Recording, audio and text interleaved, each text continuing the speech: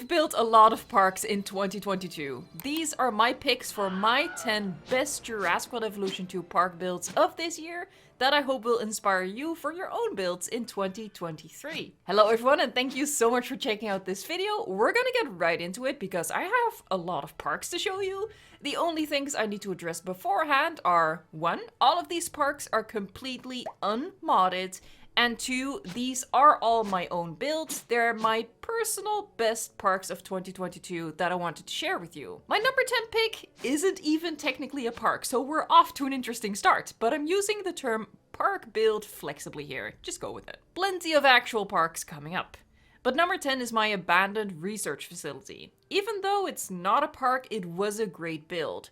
We have a lot of facility stuff in the game, and it was great to get the most out of that for this build, and it turned out really different from anything else I had built. I also had a fun time doing a horror-themed tour for this map. By the way, if you like the parks in this video, please give the video a like and of course subscribe for future park builds. Number 9 is the Arizona Oasis. I love the look of the blue lagoons in the desert landscape.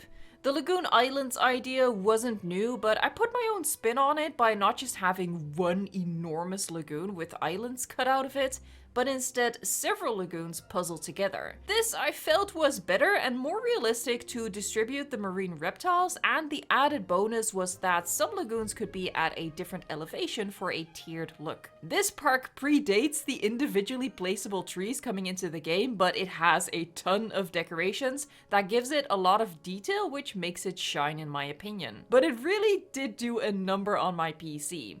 As I kept building, the frames really started to stutter. This was the first park where I was like, my building style with the amount of detail that I put in is really pushing the game and my PC to the limit. Other parks on this list definitely went over that limit. The save file for this park was accidentally and tragically overwritten, and my heart dropped when I realized what had happened, because I love this park.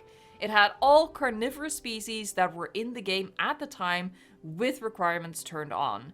That did become a bit of a challenge in the later stages of building the park, like the middle section with all the aviaries and lagoons got a little messy, but overall the layout of the park has a real wow factor to it in my opinion. It had a real wow factor to it. This park was mostly built during live streams, as is the case for many of my builds, and I had a lot of fun with it, and I think the viewers did as well, so we'll always have the memories. If you want to join the live park builds, hit the subscribe and turn on notifications so you don't miss it. I stream Jurassic World Evolution 2 every single Saturday. This is only the 3rd full park build I did in Jurassic World Evolution 2, and the first build of 2022.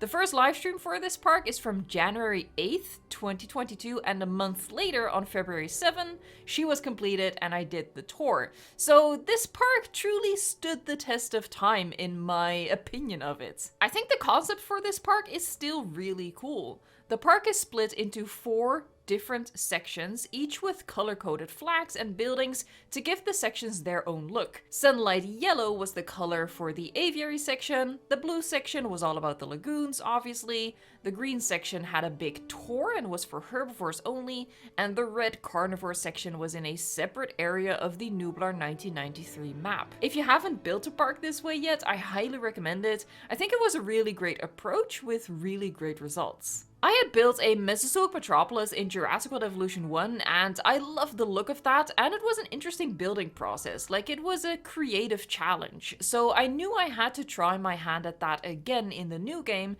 and thus I built Dominion City. Again, not technically a park. It's really meant to be a city, but overrun by dinosaurs. The only problem is, it is so massively, ludicrously detailed that with the dinosaurs running amok and opening the park to guests, the map becomes completely unplayable. Like literally, you don't even have a cursor anymore and the camera just stutters through the park. So even though, unlike Carnivore Park, it's not technically gone, it's pretty much unusable. But it was an awesome city with a downtown area, suburbs, industrial area, a farm, airport, highway, quarry, sports field, graveyard, the works. I'm really proud of how it turned out, and I'm also super happy that the tour for it is a pretty popular video on the channel, because both the city and the tour that I did for it, I definitely put a lot of hard work into that. So thank you guys so much for that. That all makes the effort worth it. The support, honestly, throughout this entire year means a lot to me. So maybe the best build of 2022 are the friendships that we built together. Actually, no, the best builds are definitely the top 5 from this list. The Better Jurassic Park started a bit of a series on the channel. I also built a Better San Diego, a Better Camp Cretaceous, a Better Biosyn Sanctuary, and a Better Jurassic World. By the time this park was finished, I was convinced that this was my magnum opus. I really thought it was the best I had ever built and that nothing would ever top it.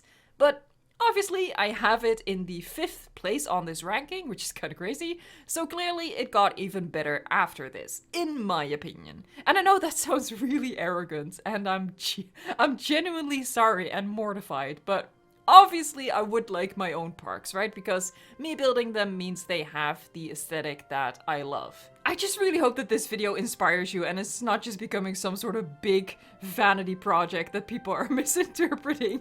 It's just meant like a recap of the year in case you missed any of these parks and to give you a little bit of a boost as we head into the new year and get you ready to build your own awesome parks. One of the most important aspects of my preferred park aesthetic is elevation, and I think this park really shows how much of an impact it has to play with elevation in your builds, because visually it just makes it so much better and much more interesting. But I also really like the mini Jurassic Park within the bigger Jurassic World, completely switching up the path color and the buildings. It really feels like its own separate thing contained within the bigger park. Speaking of a combination of Jurassic Park and Jurassic World, I also did this for the Pennsylvania park that I built.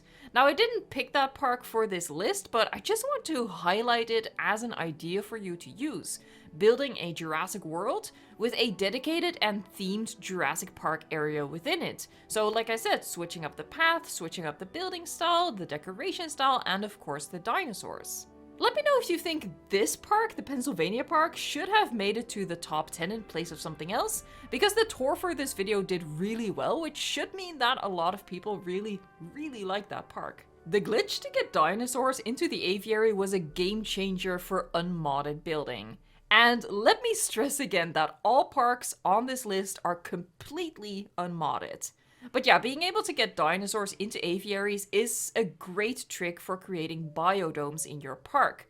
So the first thing, like the very first thing I did after being informed about that trick was, well, the first thing I did was tell you guys. The second thing I did was build a full park with dinosaurs inside the aviaries. Like, that's the only enclosure type that this park has. When there's something I like, I go all in. Like, that's all thanks to my obsessive tendencies. Oh, you hadn't noticed? You hadn't noticed I have obsessive tendencies? Really? Anyway, the idea behind this park was that the glass structures are necessary for a climate-controlled habitat.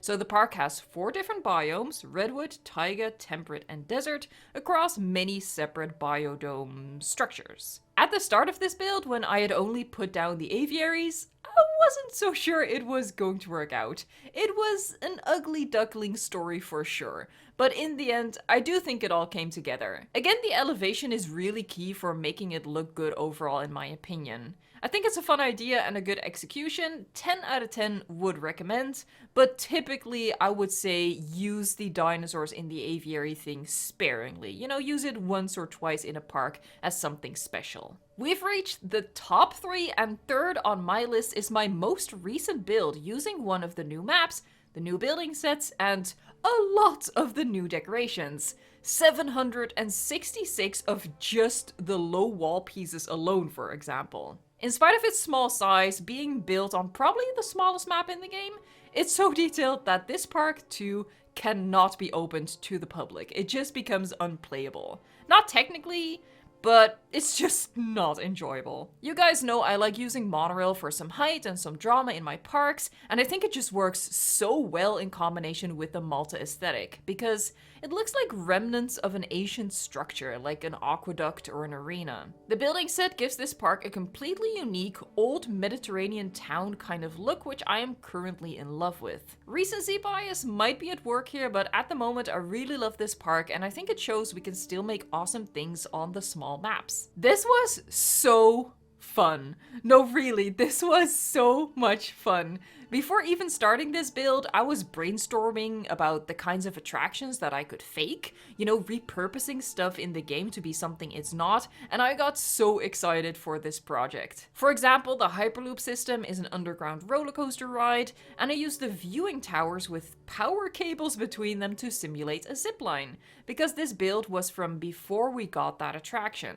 Of course, one of the first things I did when we got the actual zipline was put it in this park. But there's a dozen more fake attractions in this park, and if you're curious about all of them and looking for ideas for your own parks in that regard, you know, if you want more than just another viewing gallery, another viewing tower, another tour, then I do really recommend that you check out the full tour for this park with all of those attraction ideas.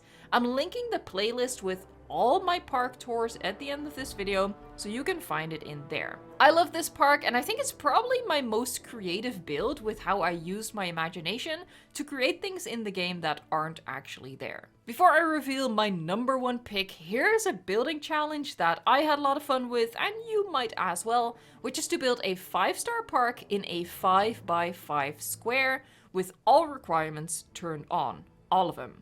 The result isn't the prettiest, but I had a good time with this build, and that's important too, so I highly recommend that you try that out. My pick for my personal best park of 2022 is the Jekyll and Hyde Park. I am so proud of this park, and it's so obnoxious to say, and again, I'm sorry, but this is a cool as heck park. The concept is that guests upon arrival can choose their own adventure.